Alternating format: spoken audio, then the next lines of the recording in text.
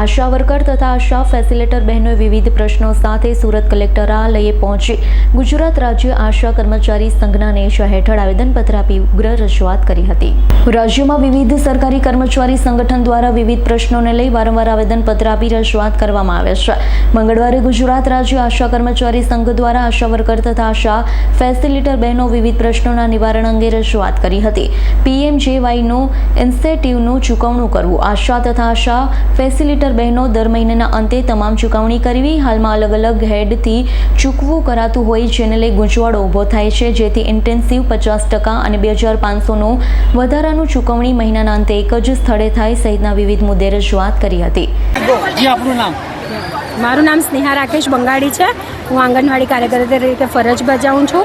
આજે શાના માટે તમે કલેક્ટર આવ્યો છો અને શું માંગણી છે? અમારી માંગણી એ છે કે અમારો કેટલા વખતોથી આજે પગાર નથી વધ્યો। 10,000માં આજે બહેનોને શું પોસાય? તે છતાં કામગીરી કેટલી છે, કેટલા બધા ચોપડા લખો, મોબાઈલમાં કેટલી કામગીરી કરો, KYC કરો।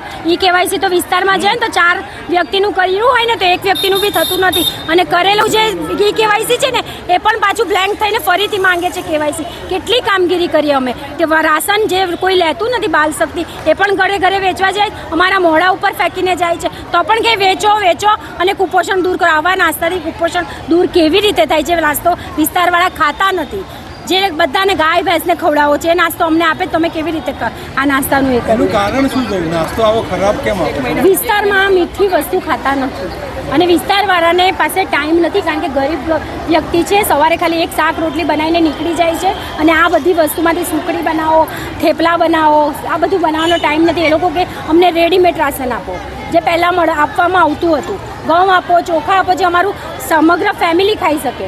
પણ એ લોકોને અમે એ પણ સમજાવ્યું કે આ તમારા ફેમિલી માટે નથી, બાળકનું કુપોષણ દૂર કરવા માટે, તો પણ કે બાળક ખાય એવો તો નાસ્તો આપો, એમ કે આ નાસ્તો એમ કે અમને ખબર જ નથી પડતી અને ખવડાવાય એવો જ નથી। અચ્છા, ફોનની એક માંગણી તમારી છે? ફોનમાં એવું છે કે એટલી બધી પોષણ ટ્રેકર એપ્લિકેશનમાં કામગીરી છે અને અમને ફોન આપવામાં આવતા નથી। હાલમાં મારો નંબર આવ્યો છે ઓફિસમાંથી કે આજે તમે એટેન્ડન્સ આંગણવાડી ઓપન કરી નથી। હું સવારથી વાઈફાઈ કનેક્ટ કરીને ઓપન કરું છું, છતાં મારી આંગણવાડી ઓપન થતી જ નથી। ટ્રેકરમાં પ્રોબ્લેમ છે। અત્યારે મારો નંબર આવ્યો છે ઓફિસમાંથી, પણ થતી જ નથી। નવો મોબાઈલ આપો અમને, અમારા ફોન હેંગ થઈ ચાલ્યા, પર્સનલ કામગીરી બી નથી થતી અને ટ્રેકર બિલકુલ બરાબર કામ જ નથી કરતું। Bureau report S9 news Surat. અમારી તમામ માહિતીથી અપડેટ રહેવા માટે જોડાયેલા રહો S9 ન્યૂઝ સાથે।